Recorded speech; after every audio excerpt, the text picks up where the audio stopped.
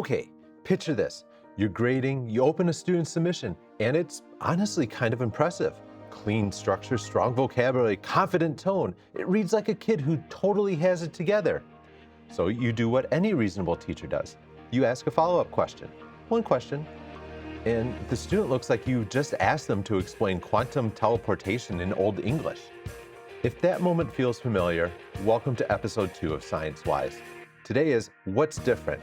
The cheating shift from copying answers to outsourcing sense-making. And I promise, we're not doing a panic episode, we're doing a clarity episode.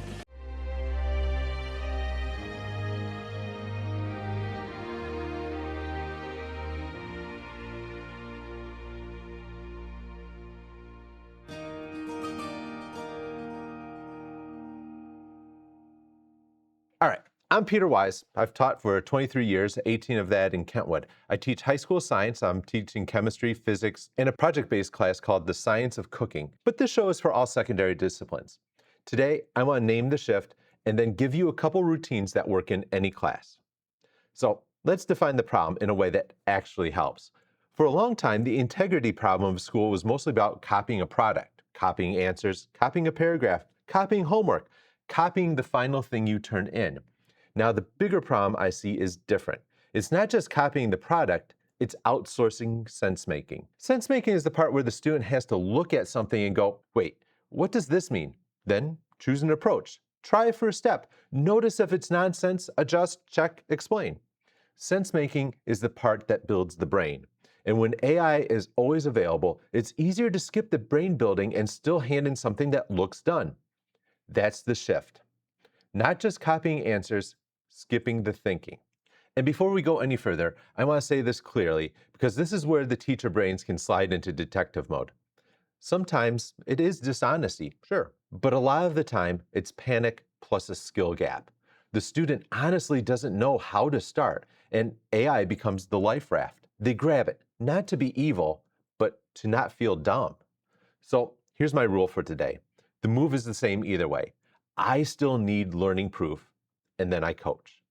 We're not building a courtroom. We're building routines that protect learning and keep relationships intact. Quick reality check, because I know someone's thinking, are kids cheating more now? The best data I've seen does not prove cheating is exploding everywhere, but it does suggest two things that matter. One, student AI use for schoolwork is common enough that we should plan like it's normal background tech. Two, when systems track plagiarism categories, AI-related misuse shows up as a growing share of the plagiarism slice, even if it's still a small share of the total instance in those systems. If you want the sources, they're down in the doobly-doo. I'm not reading stats for you for 5 minutes. Because the actionable takeaway is one sentence. Product-only evidence is weaker than it used to be.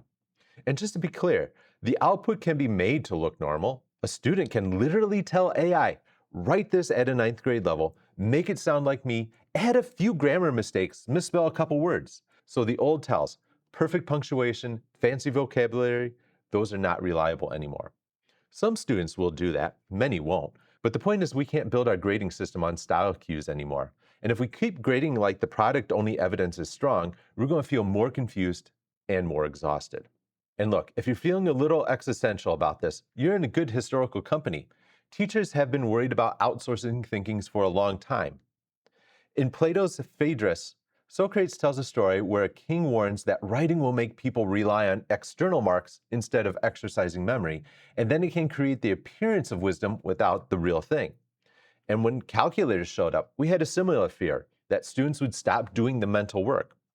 The tech changes, the teacher's job stays the same. We make sure the student is still the one doing the heavy lifting, not just the tool. That's why I'm not here to ban tools. I'm trying to change what counts as evidence. Now, the bigger question, does this affect learning differently than pre-AI cheating? And I think the answer is often yes. Pre-AI cheating was usually copying something specific. It left fingerprints, weird mismatched handwriting, identical wrong answers, sudden vocabulary spikes, missing steps. It wasn't always easy, but there were clues. Now the output can be fluent, plausible, normal looking. And here's the learning risk that's new. Students can skip the struggling phase, the part where you build monitoring and checking. That's the habit we want, monitoring and checking. The voice in your head that says, hold up, does this make sense? AI can produce confident nonsense. It sounds right, so students trust it, and they stop checking. They stop learning. So if you want a simple North Star for this whole episode, it's this. In an AI-saturated world, we teach and assess the decision and the check, not the final product. One more piece that matters: equity. Access is uneven. Some kids have better tools, more time, more support. Some have none. If my assignments assume equal access at home, I accidentally widen the gaps.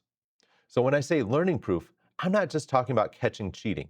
I'm talking about fairness. The more we move key evidence into class time, the more we level the field. Okay, what do?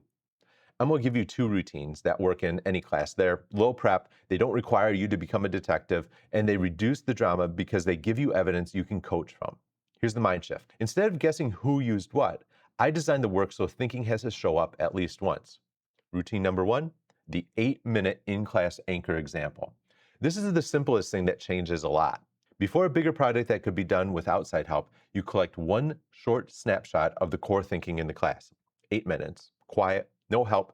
Paper is great because it's simple and it reduces the temptation to multitask. But you can also do it digitally with a single prompt. The key is the time limit and the independence. Here's teacher talk you can actually say. This is an 8-minute snapshot. No help. I need to see your current thinking. Messy is fine. I'm not looking for your reasoning moves. If you get stuck, label where you get stuck. That's still useful. And here's a quick note that matters. If a kid produces absolutely nothing in those 8 minutes, a blank page is actually data. It tells you exactly where the intervention needs to start. That's not a reason to scrap the routine. That's a reason to say, okay, we're starting with how to begin. What students do is attempt the core step, show their thinking, mark the stuck point if needed. And what you're looking for is not perfection. You're looking for, can they start? Can they choose an approach? Can they explain one decision? Can they catch or notice an error? If it all goes sideways, here's your troubleshooting line. If you're stuck, don't freeze. Write what you do know, write your first guess, and write the exact point where it stops making sense. That turns it from a test into a diagnostic. Calm, useful. Science example, because I live there. Chemistry, data tables. Reaction rate versus concentration. Something small. The anchor sample is not a full lab report. It's 8 minutes. Students do 3 things. They choose a graph type, they write one claim from the data, and they add one verification check. A verification check can be super basic. Do the units make sense? Do the trends match what we expect? Is there an outlier, and what might explain it? That's it. When I read it, I'm looking for whether the claim actually connects to the data and whether the check could catch a wrong conclusion. Then later, when a student turns in a polished lab conclusion that doesn't match what they could do in the anchor sample, I don't start with assumptions. I start with coaching. Show me your anchor. Walk me through your first decision. What did you check? Now we're talking about learning, not guilt. Same routine, different discipline. ELA example. A colleague might be doing a short excerpt analysis in 10th grade. The anchor sample is a 6 to 8 sentence paragraph, quiet, timed, no help. 3 requirements: one claim, one short quote, one explanation of why the quote matters. Then the verification step is this. Underline the quote and write one sentence explaining exactly how it proves the claim, not just how it relates to the topic. Teacher talk might sound like, pick one sentence to quote, then tell me why it's the best evidence for your claim.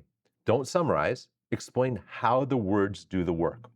And if it goes sideways, quick fix. If your explanation sounds like it could fit any quote, it's too general.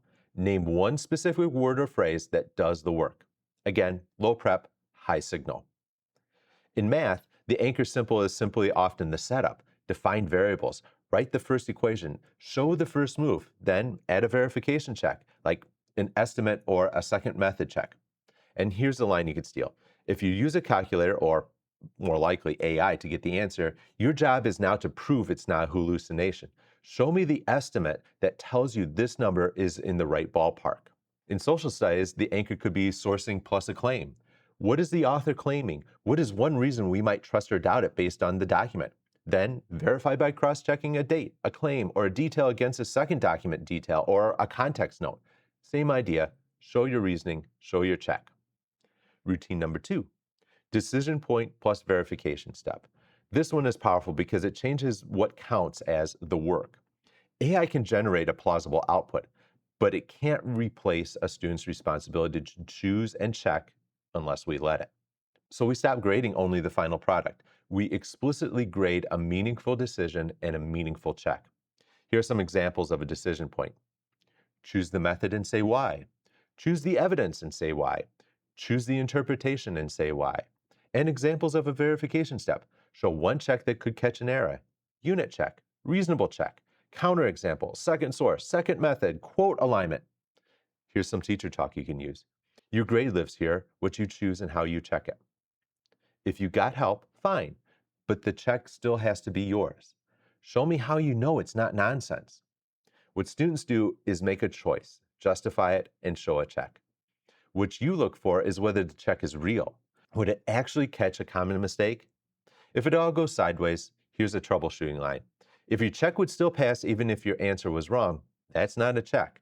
Pick a check that could actually fail. That line alone teaches metacognition. Let me give you a classroom story that I think a lot of us could recognize. A teacher assigns a take-home explanation. The submissions come back, usually polished, similar structures, confident tone. Everything feels a little too smooth. Then in class, students can't explain why they chose their evidence or define key terms in their own writing. The teacher has a choice. Escalate suspicion, try to prove something, turn the room into a courtroom, or redesign the evidence. So the teacher shifts the system. Before the next take-home product, there's an 8-minute in-class anchor example that shows the core thinking. And then the final submission, students must include one decision and one verification check. 2 weeks later, the take-home writing is still uneven, but the understanding is clear. Conferences are calmer, and the teacher is grading with less guesswork because there's real in-class evidence. That's the goal, not to catch kids, to protect learning. Now, bias check for you and me. This is where teacher brains can drift into availability bias. We see a few dramatic cases and we start thinking it's everyone. So here's some guardrails. Universal routines, not suspicion-based routines. Everyone does the anchor sample. Everyone shows the decision and a check. And multiple ways to show thinking, written, diagram, quick audio, short conference. Because if oral defense is the only pathway, we can penalize the wrong students. English learners, anxious speakers, students who know it but freeze. Same criteria, flexible format. That's how you keep it fair and keep trust high. Try it this week. Pick one assignment where the final product could be easily outsourced at home. Add an 8-minute in-class anchor example first. Paper is fine. Keep it simple. Then, in the final submission, require 2 lines. One decision the student made and why. One verification check they used and what it told them. Prep time is probably around 10 to 15 minutes. And success looks like this. More students can explain their first step. You see misconceptions early and teach faster. And you stop living in that exhausted space of, this looks too good, but I can't prove anything. Because you're not trying to prove anything, you're trying to teach. I'll close here. Research on AI and learning is mixed. It depends a lot on how it's used. AI can support learning when we scaffold it, and it can hollow out learning when it replaces the student monitoring and checking. But classroom-wise, the practical response is stable. If we only grade the product, we will be confused more often. If we grade the decision and the check, we protect learning, we protect trust, and we make the work more meaningful for kids. If you try one of these routines and it goes great, tell me. If you try it and it blows up, tell me that too. I want real questions from real classrooms because that's how we make this useful for all of us teachers. Thanks for listening. See you next time.